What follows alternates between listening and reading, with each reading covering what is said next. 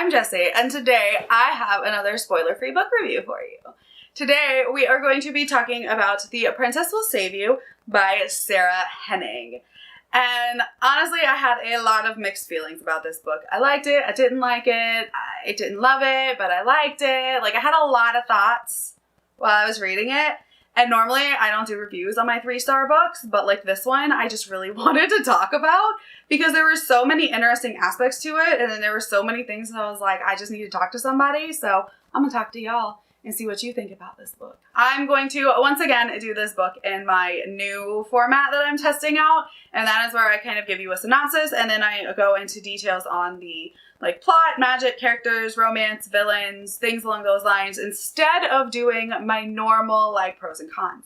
So if you like this format, let me know. This is the next video that I'm trying in this. So we're going to give it a couple reviews, see what people think. And if you don't like it, then we can go back to the pros and cons format. But I find this one really fun because it allows me to like structure my review and really talk about specific elements of it. So this book was pitched as a gender-swapped princess bride retelling. And that is what hooked me. That is what I wanted. I love The Princess Bride. I honestly haven't read the whole book, but I have seen the Princess Bride movie so many times that like I'm very comfortable with the story. I've read parts of the book and honestly I think I liked the movie more, but that's not for today. That's for another video about movies I liked more than the books. So while this is a gender swapped Princess Bride retelling, we are following a princess who is like the princess daughter to this warrior king and a runaway queen. So her mom is out of the story, ran away when she was a baby. The warrior king kind of raises her to take care of herself. He raises her as a warrior. So she can fight, she can track, she can hunt, she can ride. Like, she is not a girly girl. She does kind of feel not like other girls in a way, but we're not getting into that yet. But it is kind of a thing. And then we also have her stable boy, whose name is Luca. And he is, you know, right there training along with her. They have grown up together. They are best friends. And you can tell right away that, like, they love each other. But they kind of have never told each other that because, like, she's a princess and he's a stable boy. And it's a whole thing. So at the very beginning of this book, we find out that the king has died. And upon his death, Amma, the princess, is supposed to marry someone from another kingdom in order to secure her throne, because according to the laws of this land, a woman cannot rise to power on her own. She has to be married. And she's like, no, I'm not doing it. She doesn't want to get married. She don't know these people. She is 16. She's like, no, I'm too young to get married. She's like, I just want to like take my place, like change the law. She just goes change the law. And then she's really confused as to why her dad didn't change the law because she's an only child, but I'm also confused by that. But she's like, nah, change the law. And then this one prince from, you know, another kingdom really wants to marry her for his own motivations. And her stable boy ends up being kidnapped. And there is a note saying, marry our prince, Renard, or, you know, your love will die. And so what does she do? She goes on a quest to save him because she is badass. And obviously the name is The Princess Will Save You. So she's gonna go save him.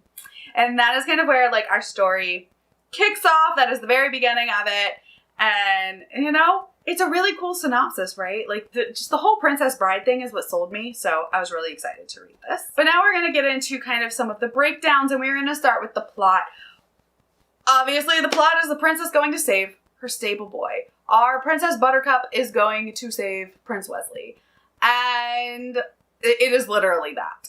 So this is not just inspired by Princess Bride. Like, this is a lot of beat for beat plot beats of Princess Bride. This is a very fast moving plot, which I did appreciate. I read this book super quickly. It's pretty short. It's like 300 and something pages. So I flew through it.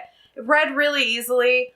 But I will say it is very much like not even a gender swapped retelling. It is very much The Princess Bride. And there's some things that didn't make sense that like it felt like they had to happen plot-wise to move everything forward. Like this council. So like the king dies and this council within hours is like, all right, he's dead. You gotta marry. And she's like, why don't we investigate the murder of my father? And they're like, he died of natural causes. She's like, there's no way. He wasn't sick or anything. He literally just dropped dead off his horse. She's like, I'm pretty sure he was poisoned. Like, let's look into this. And they're like, no, we're not even gonna look into this. Like, get married. Let's move along. Like, that to me doesn't make sense. Like, you would think that they would want to look into the potential murder of a very healthy man who just dropped dead on a horse. Like, just drop dead.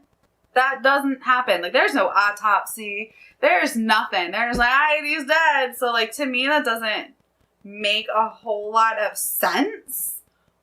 But, like, it had to happen to move the plot forward. Because if they had been like, no, we're going to investigate the murder and da-da-da-da-da, and we'll have the regent in place, it would have, you know, the plot wouldn't happen. So, it had to happen, but it was definitely like a plot convenience as opposed to something that made sense. You know what I mean? All right, now we have the characters. We have Princess Buttercup, aka Alma. We have Wesley, aka Luca. And they are pretty similar, other than the fact that Alma is more of like a badass warrior fighter than Princess Buttercup. Like, she is Buttercup. Okay?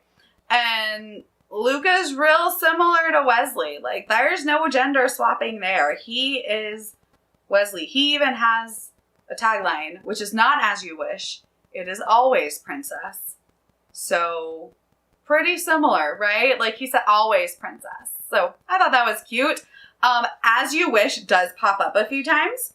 And every time I noticed it, I was like, I see what you did there. But, like, as you wish is said by the villain, the prince, Renard, who is literally our Humperdinck. And he says, as you wish. And he says it like real condescendingly. And you're like, I see what you did there. But like, I wish that they would have either left that out or they would have just given it to Luca. Because he was so much like Wesley that they didn't really change him that much. Except for in like little ways that you don't find out until the end. So that's interesting. We also have side characters that are literally pulled from the pages.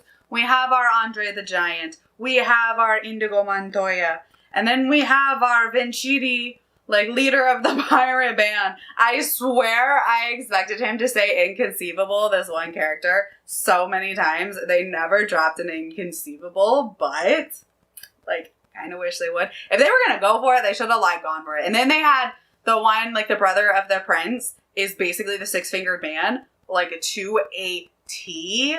And, I mean, even down to the part where he has this, like, underground basement torture chamber where he's doing tests on humans, aka Luca, to, like, see how much pain a human can take. And it's like, this is literally the almost dead scene. Like, we have, the only thing I will say is we do have a, like a healer, and we don't get the, like, old lady and Billy Crystal characters, but we do have a healer who I kind of wish, since they leaned so heavily into the Princess Bride thing, I wish we would have had that banter between the old hag husband and wife, that scene with Billy Crystal where they have to save Wesley.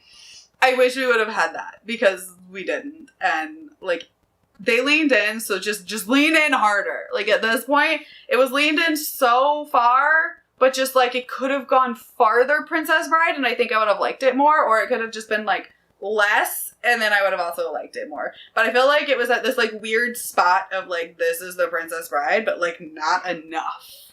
You know what I mean? Does that make sense? I feel like I'm rambling. But that's okay. Then we have the villain, and honestly, Prince Humperdinck in this book, aka Renard, is a little confusing to me. Like, so he wants to marry the princess so he can ascend his own throne because he is under 18 and his mother, the Dowager Queen, is kind of like in regency. And basically he can't ascend to his throne until he is either 18 or married. So he wants to marry Princess Amma so he can take his throne and like overthrow his mom because like they don't get along, and he's like, she just wants power, and like really he just wants power. But it's like, it doesn't mention anything about the fact that he has to marry another royal in order to ascend his throne. Like, it seems like he could have just married anybody and it would have worked just the same way. So, like, it doesn't make sense that he was, like, only wanting to marry Princess Amma. Like, I understand it in a way because she has the most powerful kingdom and everybody kind of wants what they have, and they have the most powerful, like, army in the continent. So, like, I understand they want her power, but, like, he could have ascended to his throne long ago. And it just didn't make sense in that regard. And then there's also the kind of creepy six-fingered man inspired brother. And I guess it makes sense. He's just a sociopath that wants to torture people. But, like,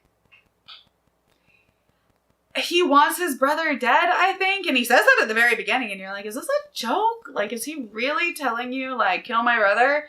Or is this, like, weird? Like, I appreciated him as a villain more than his brother.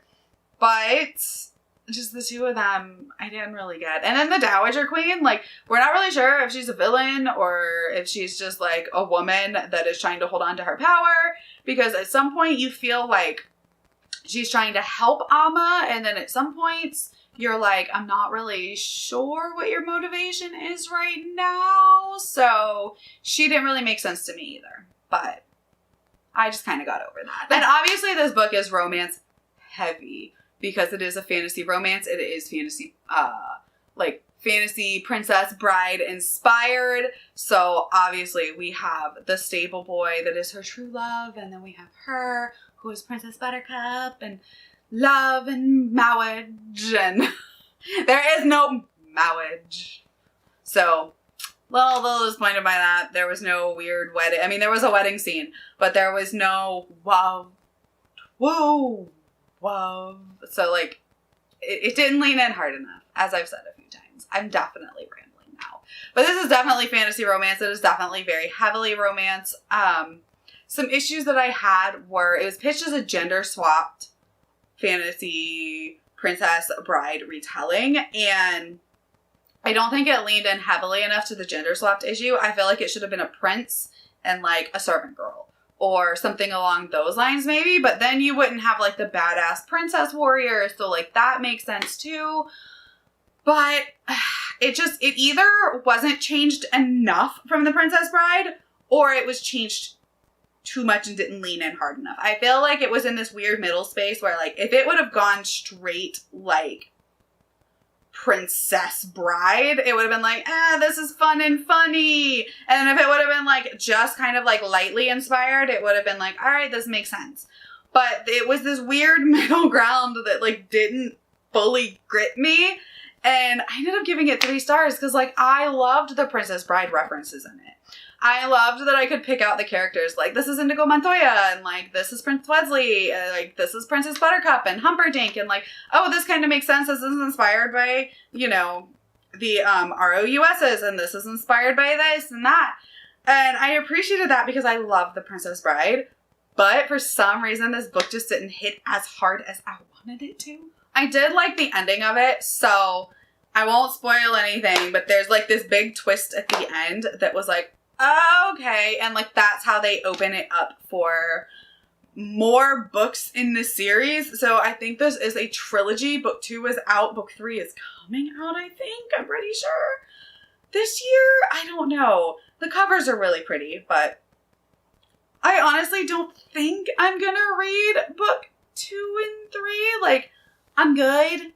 Like, I can assume in my head what happened based on just typical fantasy plot points and tropes. And I do like some of the twists at the end, but, like, to me, it wasn't enough to make me want to continue on with this series. So I'm a little torn. If I got it at my library, I would continue on with it. If I got it at, like, a library sale, or if I found it at, like, Ollie's or something along those lines, I'd pick it up. right? Couple dollars, library, things like that. I would not pay full price for it. You know, if they had a free ebook deal, if it was on Kindle Unlimited, things like that, I would read the second book just to see. But it's not like I'm pressed to finish this series because I loved it so much, if that makes sense. But all in all, it wasn't a bad book, but it wasn't a great book. I feel like this hardcover edition is one that I am going to donate to one of my nieces. I feel like somebody who is in the, you know, 14 to 16, 18-year-old age group is going to like this more than 32-year-old me. Even though I really loved the Princess Bride references, it just wasn't enough for me to be like, I need to read the rest of this series. So this is another book off of the Exploding TBR that will actually be leaving my collection and making more room on my shelves. So I'm actually happy about that because I need more room on my shelves, and one of my nieces is really going to appreciate this. All right, well, thank you for hanging out with me. If you have read this, let me know your thoughts on it. If you plan on reading it, let me know, because like I don't want to discourage you from reading it because it's not a bad book. It just wasn't, in the end, one that gripped me tightly. So, with that being said, my name is Jessie, and I will talk to you next time. Bye.